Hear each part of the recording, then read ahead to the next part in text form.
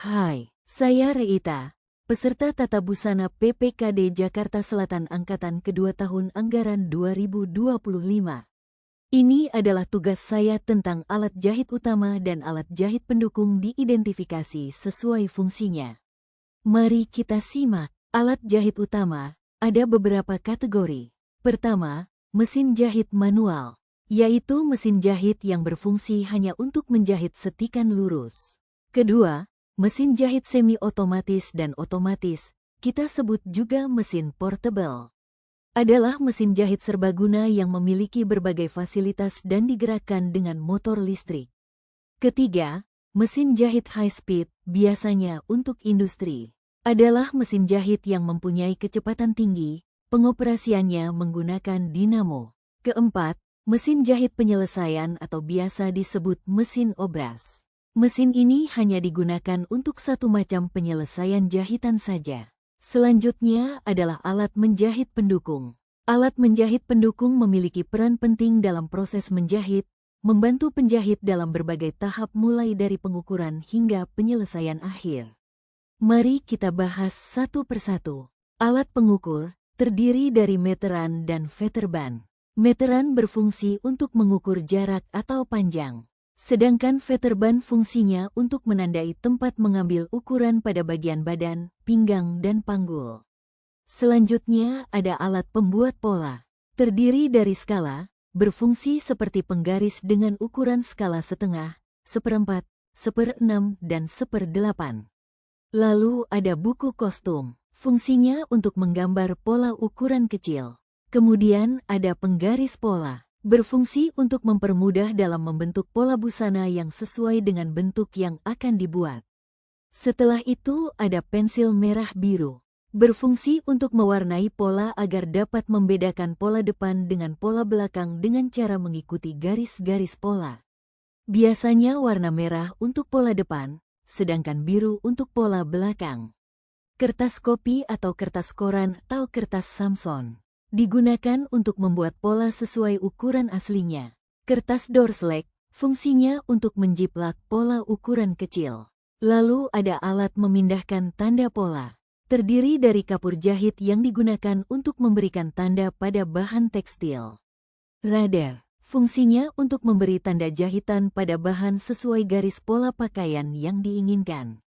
Karbon jahit berfungsi memindahkan tanda pola yang digunakan bersama radar. Selanjutnya kita akan bahas alat pemotong. Ada gunting kain, fungsinya sebagai pemotong kain dengan ukuran yang besar atau lebar. Ada gunting benang, untuk menggunting sisa-sisa benang di bagian busana yang baru selesai dijahit. Ada gunting zigzag, fungsinya sebagai pemotong pinggiran kain supaya tidak mudah terurai. Ada gunting kertas, untuk memotong pola kertas yang sudah selesai digambar.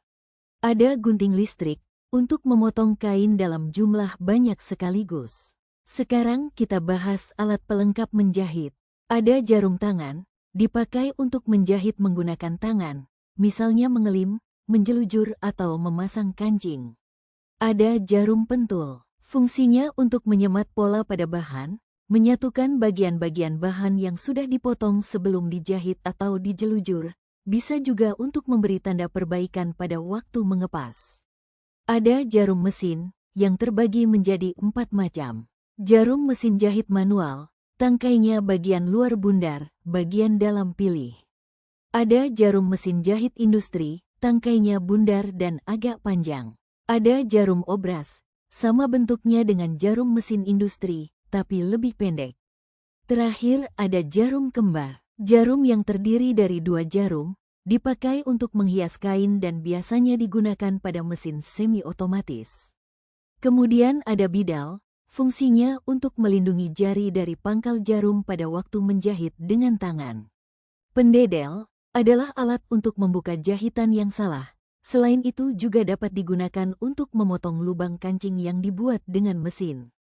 Bantalan jarum digunakan untuk meletakkan jarum pentul dan jarum tangan agar tidak tercecer. Mata nenek fungsinya untuk mempermudah memasukkan benang ke dalam jarum.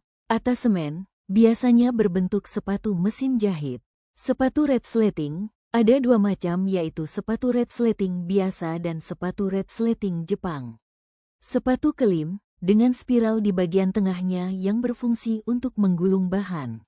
Sepatu lubang kancing, terbuat dari logam dengan ukuran bermacam-macam, mulai dari ukuran yang kecil sampai yang besar. Alat pengepres adalah alat yang digunakan untuk memberi bentuk yang tetap pada bagian-bagian busana dengan cara disetrika. Alat mengepas, boneka pas atau manekin, digunakan untuk mengepas busana sebelum busana itu jadi. Boneka pas tersedia dalam 3 ukuran, yaitu S, M, L, baik untuk anak, wanita maupun pria, yang panjangnya sebatas panggul. Terakhir adalah cermin pas, digunakan untuk membantu melihat apakah busana yang dibuat tersebut sudah sesuai dengan ukuran dan bentuk yang diinginkan pemakainya. Selesai sudah penjelasannya, terima kasih.